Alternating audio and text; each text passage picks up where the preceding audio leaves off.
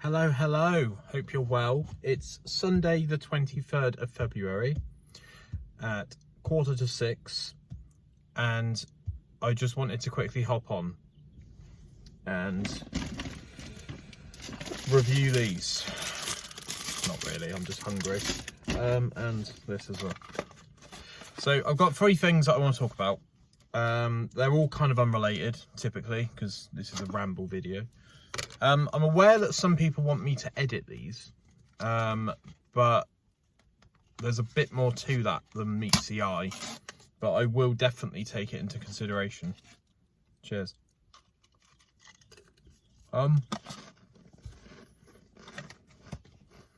So there's three things I want to talk about. Number one is I'm conscious that I'm wearing this hoodie a lot on YouTube. I don't have many hoodies, so if any companies want to hit me up, it's on my channel. It's on probably in the description of this episode as well. But I get a bit self-conscious when I've got all my videos stacked up next to each other, that I'm wearing like the same 7 shirts, the same hoodie, and until the ABP Out and About videos came out, I don't think anyone actually knew I had legs. So I don't need to worry about that bit so much. But yeah, right, so second thing I want to talk about. I'm trying to keep this quick. Always have to fucking mention that, don't I? Sriracha. There's a global crisis with supply chain stocking of Sriracha. I don't know why. I don't know what's happened. But it appears that this stuff is the best we can get in the UK, which is the mayo version. And even this is rocking horse shit to find. And you can only get it in certain supermarkets. So yeah, I don't know if you guys have experiencing that shortage. I don't know where people watch these videos anymore. But yeah. So the main thing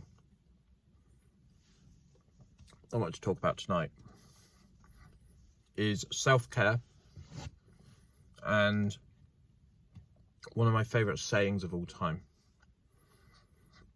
which I learned when I did a CBD, cognitive behavioural therapy, sorry, CBT. Every time someone says CBT, I think of the bike driving test. So I say CBD by accident. And it's about, essentially, I'm feeling a little bit stressed at the moment and a little bit nervous and about, I'm a bit uncertain as to what the future holds for my life, essentially. And that can make me either very hard to contact, or it can make me super online, chronically online, scrolling and scrolling. And one of my rules that I set out this year to do, I don't know if I've mentioned this before, I think I have, is I don't go on my phone past 10 PM. But sometimes I'm just quickly on it to check if I've got any messages and I'm straight off. But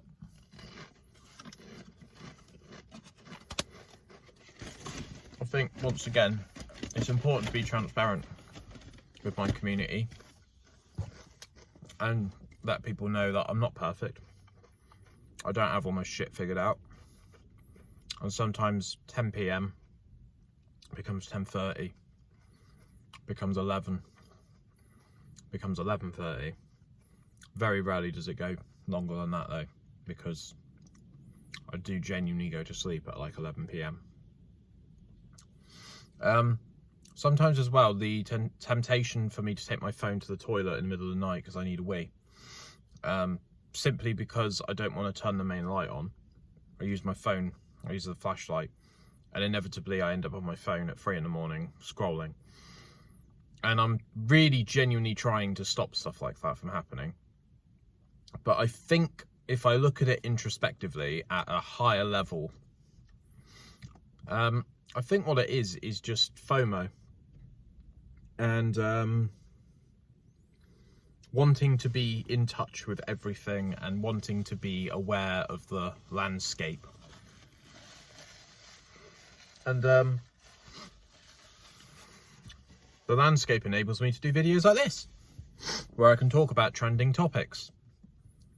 But some days I don't want to record, and I don't have to record. I'm not, obligated to record. I do this because it's fun, and everything else is a bonus. People want to send me a hoodie though, and crack on. I think there's this huge thing at the moment where everyone is just constantly retweeting and reading the headlines of articles and reacting to things and putting their opinions on things and commenting on things and providing a sort of commentator's perspective of things like Kanye West's recent blowout on X. Check that out if you haven't, it's a bit mad. Also things like steps that I'm making, and obviously you'll feel free to do this if you want, you're completely your own person. What I've done to combat that feeling of I need to know what this person's doing, I need to know what Andrew Tate thinks of this, I need to know what Katie Hopkins thinks of this, is the reason I followed them in the first place is a sense of like car crash TV. There's like a sense of like morbid curiosity as to like when they're just going to suddenly ping off and say something mental like Muslims don't exist. Please don't clip that. So what I've done to combat that is unfollowed them. So people like J.K. Rowling, who is notoriously incredibly controversial on X specifically, I've unfollowed you because the more I see this nonsense on my feed on X, the more I dedicate time to it. And this goes back to the saying that I mentioned just now, one of my favourite sayings of all time, which I learned through an anxiety workshop, is what other people think about me is absolutely none of my business. And that genuinely changed the way I looked at things from a perspective. I don't need to worry about other people's opinions of me because I know in my heart and my soul that I am trying my best to do my best. And I don't need to worry about other people thinking that I'm not doing my best. So the way to look at this is like, if you're playing a video game and you start the game with full HP, say you've got 10,000 hit points at the start of the day when you wake up at 6 in the morning and you dread going to work. You could spend 2,000 of those hit points before you've even got in your car, scrolling Twitter, scrolling Facebook, reading the news, getting scared about Palestine and nuclear bombs, but you've only got 10,000 HP a day. Every 24 hours this resets. Energy is currency. Don't use it on things that don't matter. And, naturally a bomb going off is something that matters. But ever since 2019, I've seen things about Korea and Russia and places like that where there's a high hostility environment and there's like a 90% chance that Putin's going to press the red button if Donald Trump pushes him too far. And I'm still here. That was 6 years ago now. And I'm not saying that these things aren't important, but just try not to eat that food too much because you're going to terrify yourself. And yeah, that's kind of the only advice I can really give really on self-care and feeling anxious, and just try not to water that plant too much because it will consume your entire existence if you let it. And actively take time to turn your phone upside down. put it out of reach, because I'm a fucker for this. If my phone's nearby, I'm on it. I'm scrolling. Has anyone messaged me today? Have I missed any messages? Oh shit, this person's DM'd me on Instagram and I forgot to respond to them. When someone messages you on your phone, when a notification pops up on your phone, you have a choice. Do I want to respond to this right now? And if the answer to that is yes, do it, get it done, sorted. If the answer is no, people can wait. Don't worry about it. And if someone gets funny with you, that you haven't responded to them within 20 minutes of them sending you a message, that's their problem. If it's genuinely urgent, most people call people. Texts are low priority to me personally, apart from a couple of people in my life that actually are in my like golden circle, like family and friends. But it is always a choice. So try not to be on your phone for like more than 6 hours a day. I totally get that people use their phones for a myriad of different things, like sat-navs, checking your bank account, booking a car parking space, games, running a company, going on LinkedIn. But I think something that really can benefit people is just reducing the time on the device. Try and drop it down from 6 hours to 5 hours to 4 hours to 3 hours.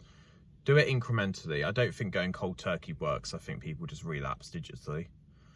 But just be mindful of what you consume is what I'm trying to say. And I'm not a therapist. I'm not a practitioner in mental health or anything like that.